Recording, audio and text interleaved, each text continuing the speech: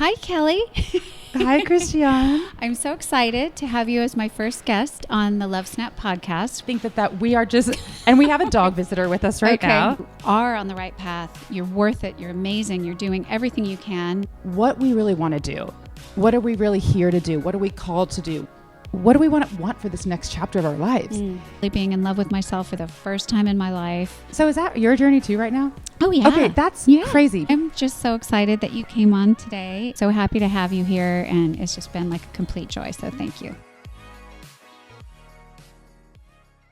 Good morning. We're super happy to be here today. This is a podcast for Lovesnap, which is a brand that I've been really passionate about for the last few years. And we're going to talk about all things self-love today, but from a perspective of action, not just talking about it. And I'm very excited to introduce you to my dear friend and colleague, Kelly Conkright. Kelly Kelly has an amazing agency and brand. She's going to tell you about it in just a second. But I did want to say that, you know, having worked together with Kelly for probably 12 or 15 years. We both have been working on brands for other people, building brands, big brands, Fortune 500 companies, global brands. And we've gotten to this point in our career and our lives as women where we want to bring our experience into being of service and having purpose. And so I'm very excited to be here with Kelly today. And I'd love you to introduce yourself a little bit and talk about your journey and what you've done in terms of your agency and then moving into personal brand. Hi, Christianne. Hi, Kelly.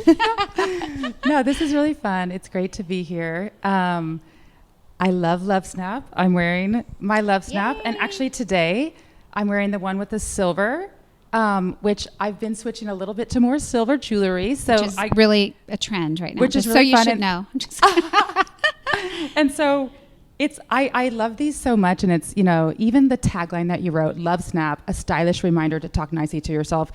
As a brander, when you started this a few years back, and we've been on this journey together, and I've seen you grow as a human, I've seen you grow the company. It's really been incredible. And as someone who believes in the power of brand and what it means to package something up, what it means to tell the story, what it means to have a founder behind the brand, I knew from the very start that I was obsessed with what you were doing. Yay. For many reasons. Not just because that you pulled the brand together in such a beautiful way, but obviously you were going to do that because that's what we do for a living, right. Is we build brands for other people all the time. Exactly. And like, I laugh because we're on set together now, talking to each other in this intimate way, but like usually we're on big sets doing productions for other people's brands. So This is definitely different. So great. It's definitely a new era for us. But I think the other reason, of course, that I've been totally on board with your journey from the get-go is because this is your passion. Mm-hmm. Like, this is what you wanted to bring to the world, right? Totally. Like, we've had, over the years, over the last decade in particular, we've had thousands. I want to say thousands. I know. Countless. Feels like thousands. Countless conversations about what we really want to do. What are we really here to do? What are we called to do? What is our deep inner truth and knowing? And like, what do we want for this next chapter of our lives? And I think, did you launch this during COVID? Yes. And so that was like the beautiful thing where you had time to kind of go, you know what? I've had this idea for a very, very long time. Yeah, for like 12 years.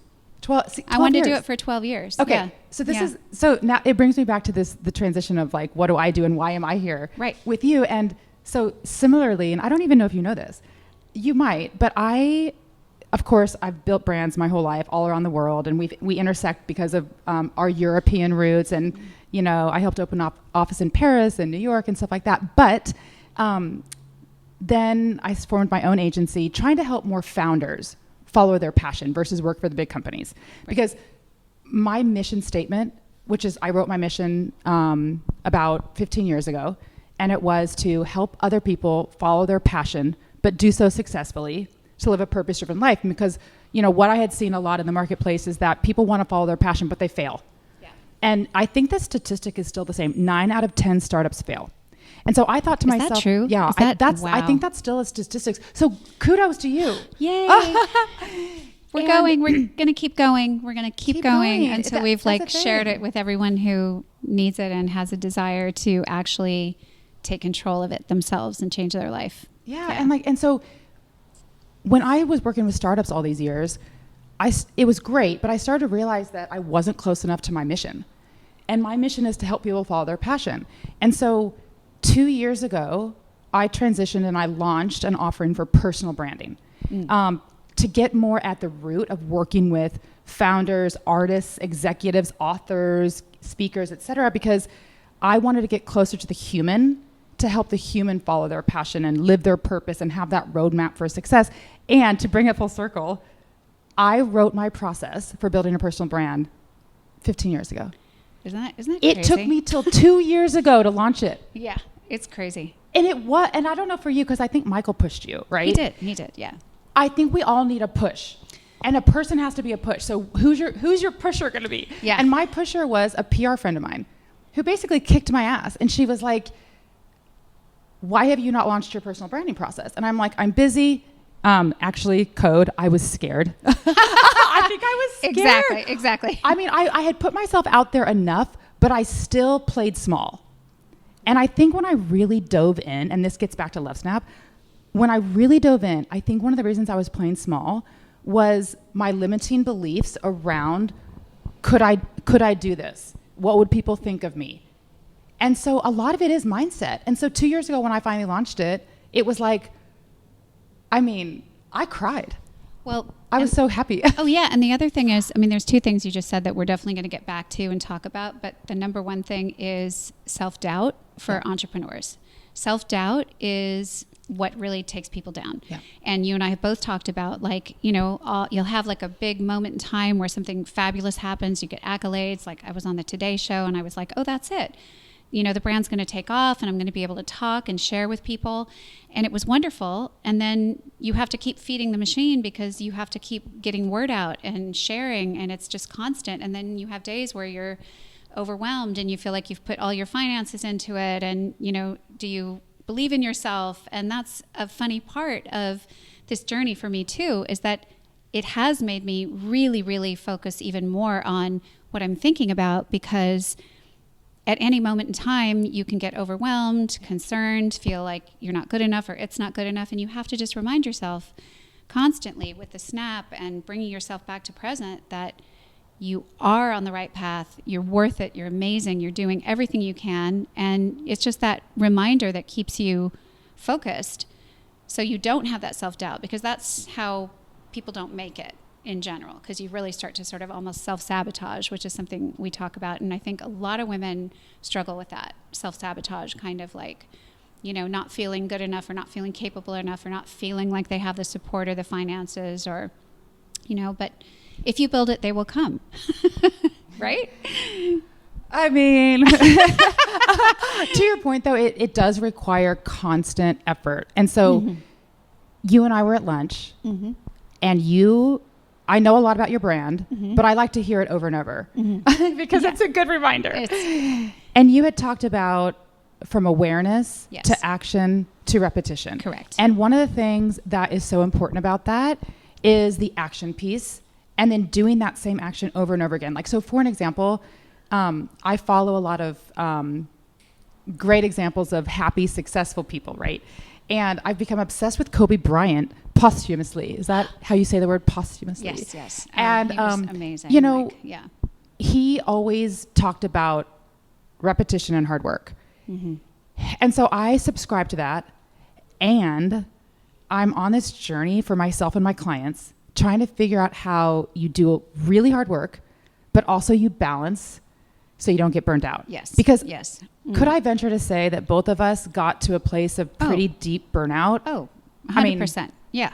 And everybody I talk to be honest with you, between the ages of, I don't know, 30 and 60, like maybe not in your 20s and maybe not in your early 30s, but like almost everyone experiences burnout. And what do you do about that to take care of yourself? Yeah. And like one of the things that I've noticed about working with my clients on personal branding is, now this isn't scientifically proven, this is an observation. When you're doing what you love, you feel less burned out. 100%. Because it's not that we don't have energy, it's that where do we want to spend our energy? And if you're spending it with people you love, on something you love, in a way that you love, I think that you do experience less burnout versus you and I, were killing ourselves. And we did great work, but we were killing ourselves in an industry that we were good at, but it wasn't our core truth of what we wanted to bring to the world. I think, and this is that for you. Exactly. I think. Exactly. Yeah. And it is such a thing too, when you're in it and you're feeling that alignment with your soul and what you want to do. It is easy and it does flow and it's so much fun. And obviously the business aspect and different parts of, financial stress or whatever, that will always play a role. But if you're actually in love with what you're doing, it is true. Like your energy is just so much better and you're really able to, bring your best self. And when you're working for other people and you're under the gun all the time and it's, as we know, like cortisol rush like crazy constantly and trying to go off coffee because that's what we all do. Oh my God. It's like coffee and work. It's okay. like, yeah. That's actually really crazy that you just said that because, and I can talk later about my self-care journey, but today was the first day of my life where my friend who's a nutritionist was like, Kelly, you're constantly in fight or flight. Yeah. And you need to be careful with your cortisol spikes. Yes. And one of the things that you can work on is like, I drink, oh my gosh, I usually drink coffee from like 8 a.m. to noon. Just FYI, that's a no-no. That's a big, for your cortisol that's spikes. A big no-no. I did 40 days with no coffee, I have to say. What? I'm very proud of myself. Oh. Yeah. But I've sort of let it creep back. I went to Cannes and I was in Europe and it's just like getting that cappuccino again. It's just like a little fix, Yeah. It's like a little dopamine hit. Right? Yeah. So, but with that being said, I think the coolest thing is what you're doing is helping people reach, everyone talks about purpose and meaning and all of that. But I think what the nuance is that's so cool about what you're doing is you're actually helping people with their psychology, with their thinking, and then also trying to really understand themselves enough to know, okay, what do I want to bring to the world and how do I do it with a roadmap or a flight path, which we'll get into in a second. Oh, you remember. Yeah, because I think that's the biggest thing and a really great place where we overlap is that many people, spend hundreds and thousands of dollars in this world going to get life coaches and go to seminars and get super pumped up and get super excited about changing their life. And then they go home and maybe it's a week or two, maybe a month, but the old way of behaving, the old patterns, they all start sneaking in. And I think that's one of the most, important things about this tool, which is what I always talk about with Lovesnap, is that it has to be a daily practice. It's like drinking your water and taking your vitamins and working out. If you don't mind the store, stand guard at the door of your mind and really make an effort to get those thoughts out as they come in that aren't serving you, the progress will be difficult. And it's just like I always equate it to going to the gym.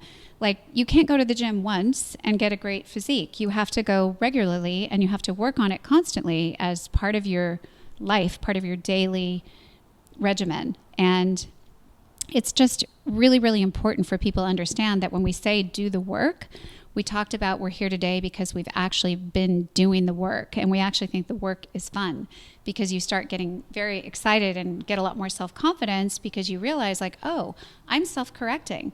I'm making progress, and self-correction is really the only thing that sticks. So, when you have a negative thought and you snap and you remind yourself, oh, I need to be present. I need to put a thought in right now that I choose, not an automatic thought that's running through my mind. It helps you stay in line with your goals and your dreams, and you constantly do it. You rewire yourself.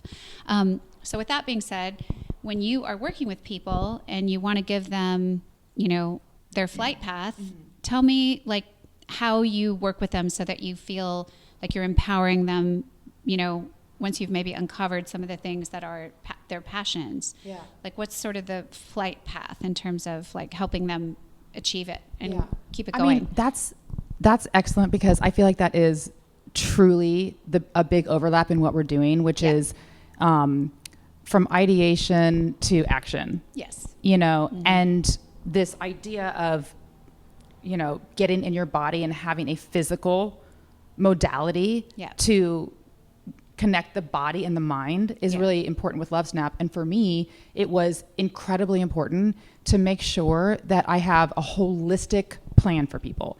And that might sound quite trite, like, duh, why would it, of course you would have a holistic plan, Yeah. but truly, a lot of motivational speakers, they motivate you, but they don't give you a plan.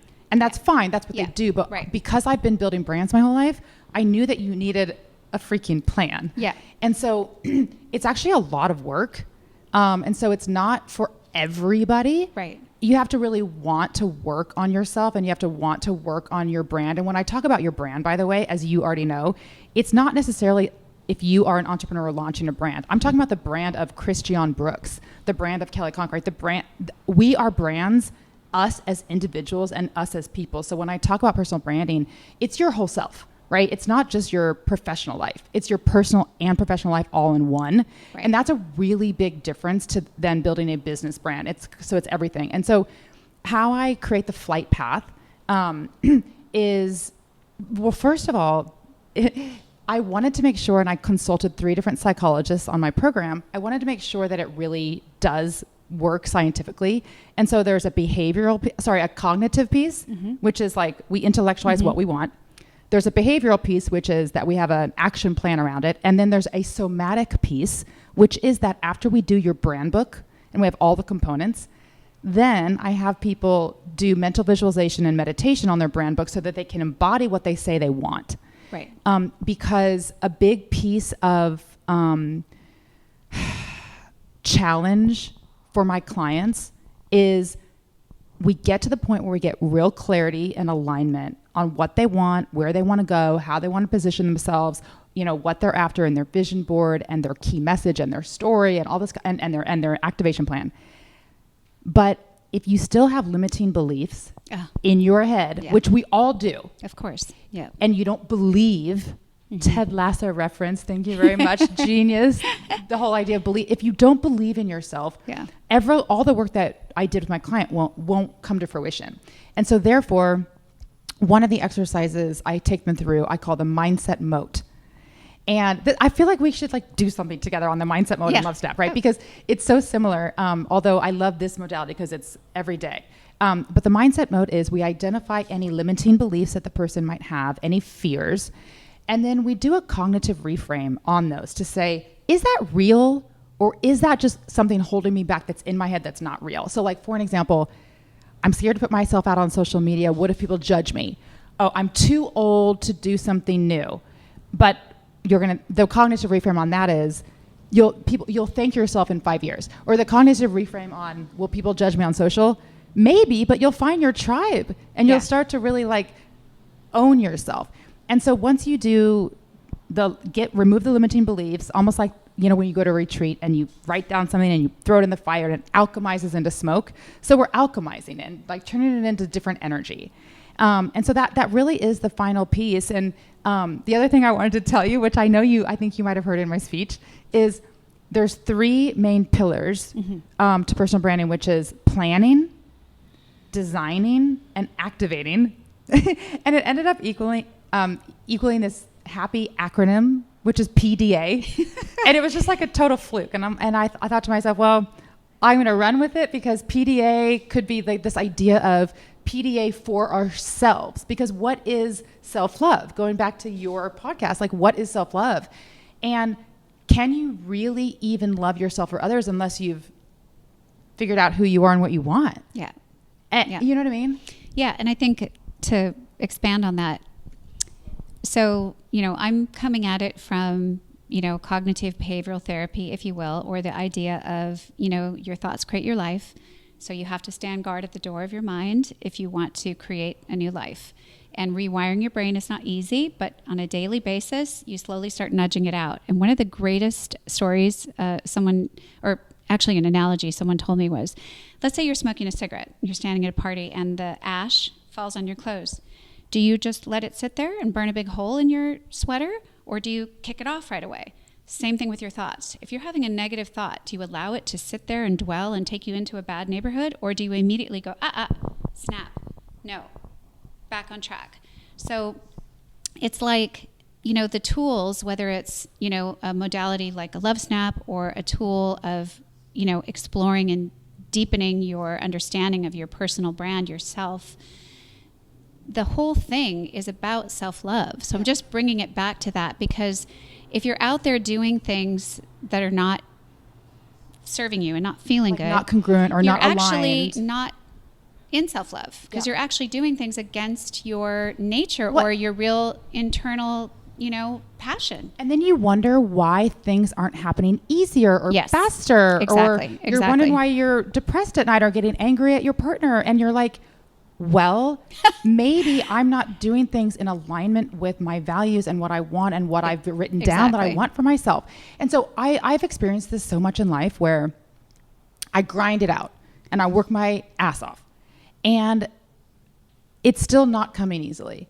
And if you really take a step back, or when I took a step back, I thought to myself, well, I wasn't in total alignment. I convinced myself I was, but I was not. Yeah. Yeah. And again, that's like our brain telling us something. And it's like, if we really get clear and get quiet, it's like, oh, well, actually, that's a critical inner voice or a talk, or, we don't need that at all. So that's the thing too, is like really conquering that and understanding that we do have monkey minds and we do have critical inner talk. And so the idea of like, getting really truthful with ourselves and clear, and that's like this uncovery process. So it can be from, all different kinds of modalities. But I'm trying to think about what you just said that was also important in terms of... But you know what's interesting? I wanted to build off that great analogy with the cigarettes, which, by the way, I'm 1 year of not smoking. Oh, high five. So that analogy is like, I am brushing off that cigarette. I'm telling you. Yeah, it's like, But, I was at this retreat in Bali, and there was a speaker talking about the same kind of thing, same kind of analogy, was with an animal. So you know how we store trauma in our body? Yeah. Which, might sound woo-woo, but it's a new concept that I believe in wholeheartedly. 100%. And they talked about like when dogs get hit, for an example, by maybe their butt gets hit out by a car as they're going across. They're okay, but the little injury there, immediately they shake it off, and they're okay. But what we do is we don't shake it off. Something happens, all these bad things happen, or perceived bad things, and we tighten up, and we just keep it inside. And then eventually it makes us sick. Mm-hmm. So it's like truth, freedom, shaking things off, getting back up, getting yourself back up more quickly every single time. It's like Rocky Balboa, which for the Gen Zers, they might not know that reference. But it was a movie that was really inspirational when we grew up. Yeah, I think the sequel, the sequel was out. Yeah, like get back up, shake it off. Yeah. And re-center yourself, I think, is really important. Well, it is. And I think that's the other really important thing I'm always talking about and trying to work on, is that it's also exciting to see that you catch yourself quicker.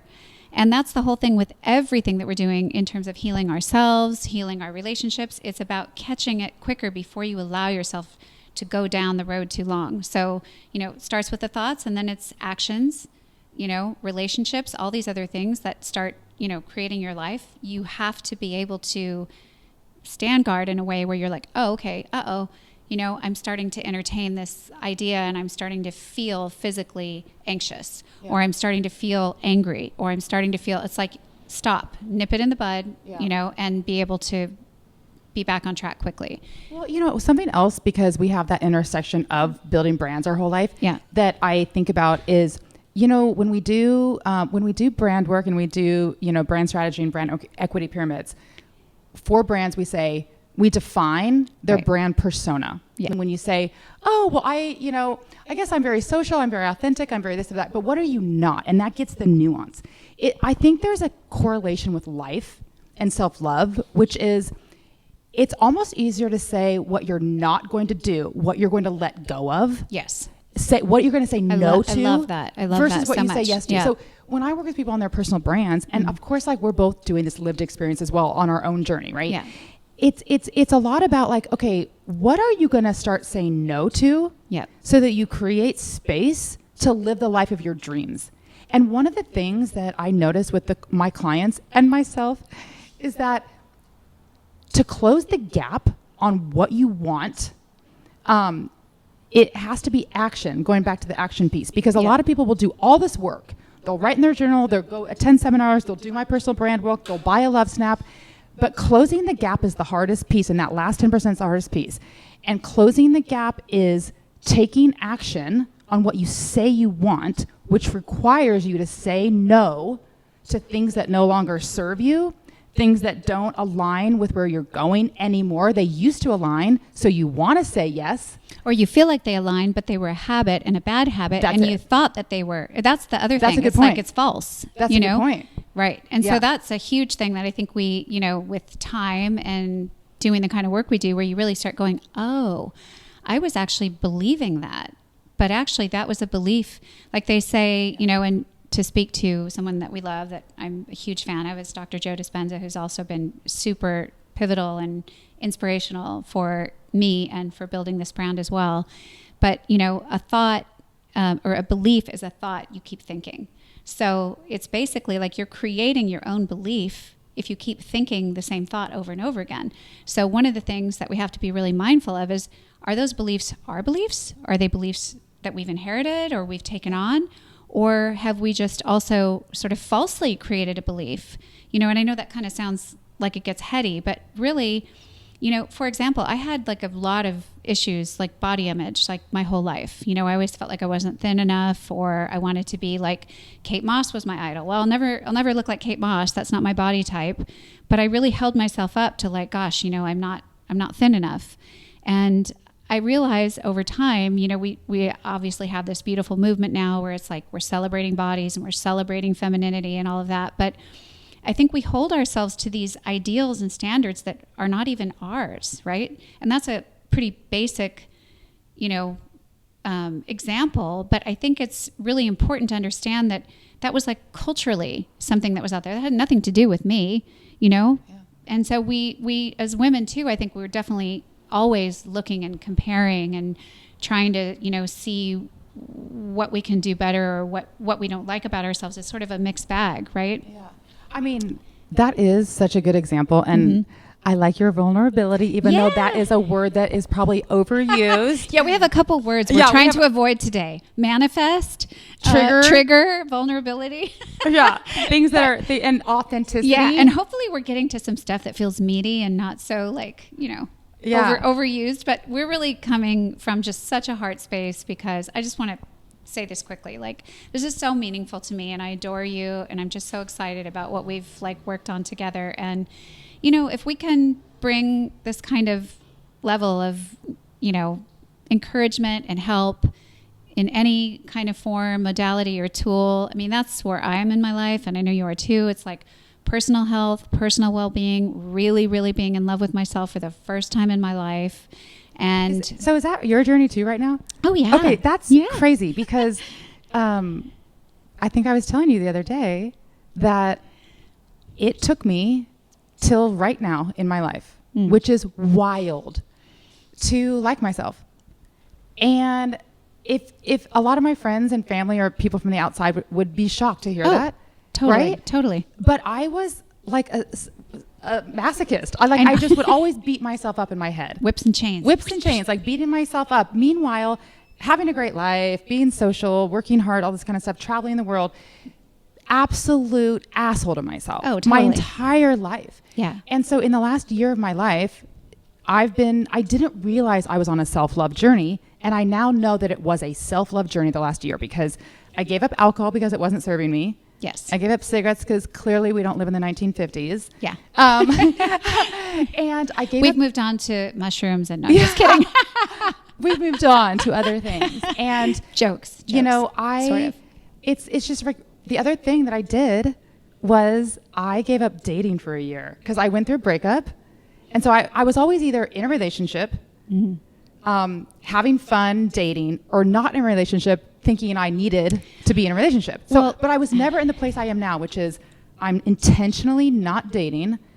For 1 year, I didn't date or kiss anybody to work on myself. Yes. And it's been the craziest journey. And I wrote in my journal the other day about how, holy shit, what happened was I think I finally love myself. Yeah. And it's the craziest, and this is another overused word, it's the most beautiful place to be. Yeah. And I finally just feel like I know myself and I like myself and I'm not abandoning myself for everybody else. So it feels good. Yeah, I'm even going to say Kelly was late today because she told me that her self-care is more important. So she was late coming here. I'm just teasing her. But no, it's true. And it's I think that just, to bring it back to like the things that we are working on to help people, if you don't sort of commit to yourself, because I think self-love is also, I want the topic to be self-love, but I want to also be very mindful about how it's a bit overused. People are always saying, love yourself, self-love, put yourself first, and it's all out there. But I think the part that is really missing that we kind of talked about yesterday as well is this idea of action and commitment, because it's fine to say, I'm going to love myself more. I'm going to try to put myself first. But you really need to sort of commit to it in a way where you have an action that you're doing every day, at least, once or twice a day,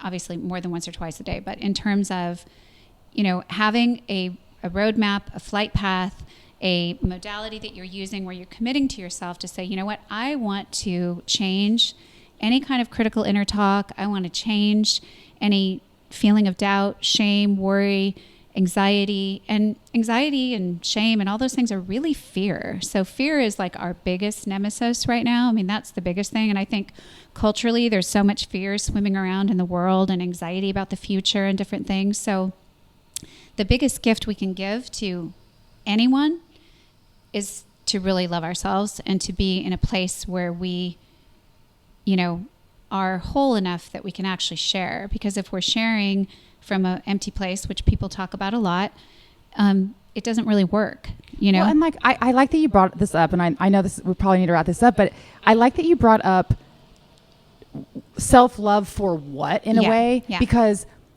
in personal brand, right?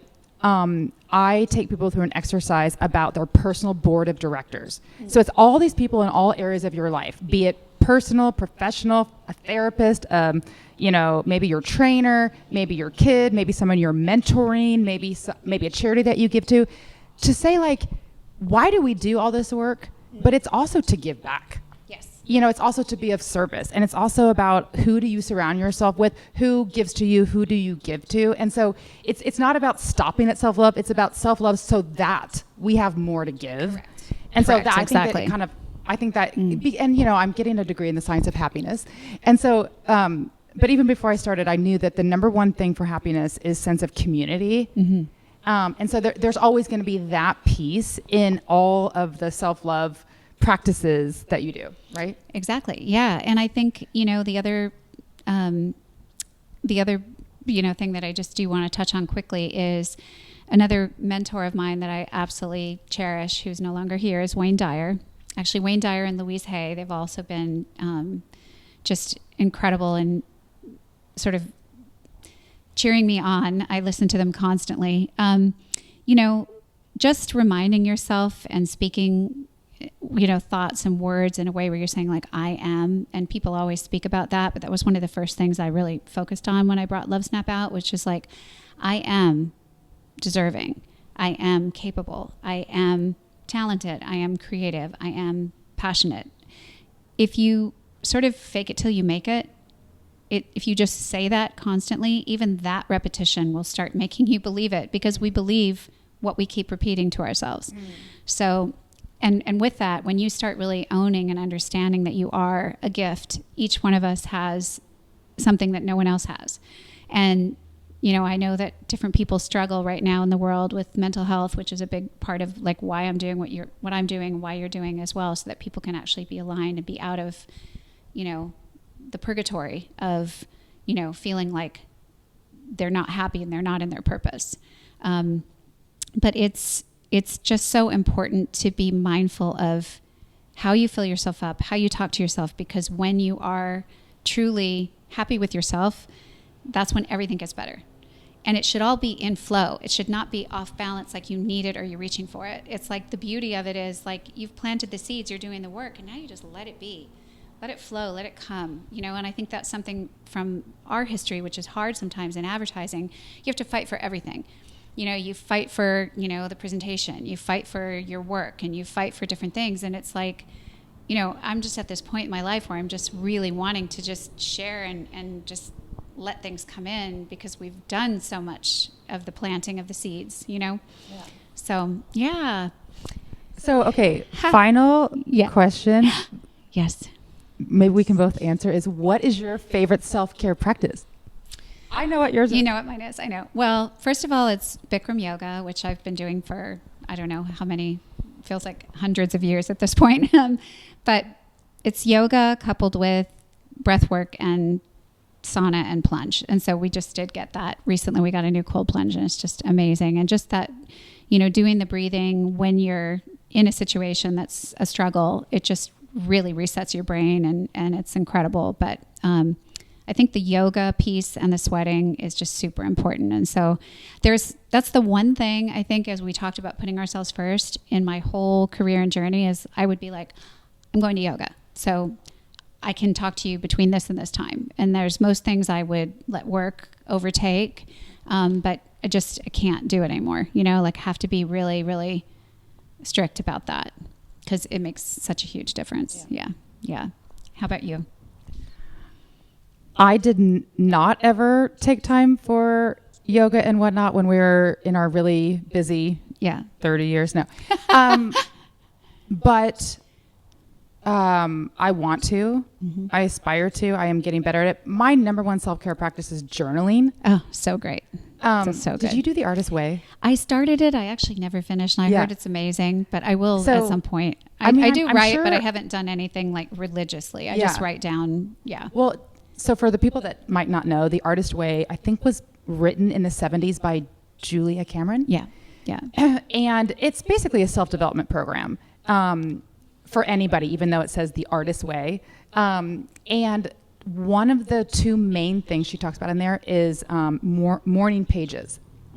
And so I already had a journaling practice my whole life, but then after I did the Artist Way a couple years ago, I realized even deeper the science and the psychology and the importance of, for me, doing morning pages, getting my thoughts out. It's a creative practice, and it's also just like I get to empty my thoughts so that I can go on and do other things. And so, for me, I guess it's journaling. It's a really nice way for me to know what the truth is of what I'm thinking, because sometimes what I say isn't really what I am thinking, but what I say to my journal, what I write in my journal is real. So totally. And also when you see something in black and white. Yeah. And funny enough, I do have little journals because I definitely believe in that. And it's a really important piece, because what you put to paper and you look at it in black and white, there's a whole different interaction that happens between saying and writing. So that's amazing. I love that. Yeah. Yay. Okay. Well, I'm just so excited that you came on today, and this was so much fun. And I just wanted to tell you guys too that, Lovesnap is a stylish reminder to talk nice to yourself, and I have a 20% code, which is LOVE20. So if you are so inclined to start your Lovesnap journey and really snap every day anything that is, not on par with your heart and your desires, you need to really just kick those thoughts to the curb and intentionally plant good ones. So anyway, I'm so happy to have you here, and it's just been like a complete joy. So thank you. It's been a joy too, and we are at a place called Club Joyful. Yeah. Oh, yeah. So that was a really great ending. Oh, good. Perfect. Awesome. Thank you, Club Joyful. Thank you. Yay.